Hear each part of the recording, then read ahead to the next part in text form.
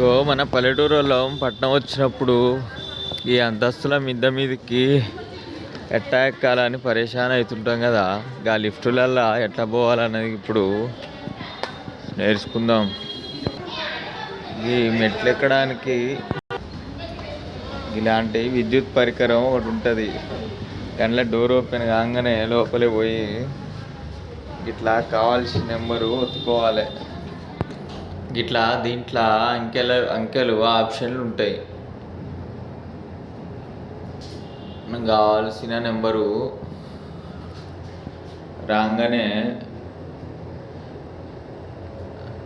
ఇలా డిస్ప్లే మీద కూడా చూపిస్తూ ఉంటుంది.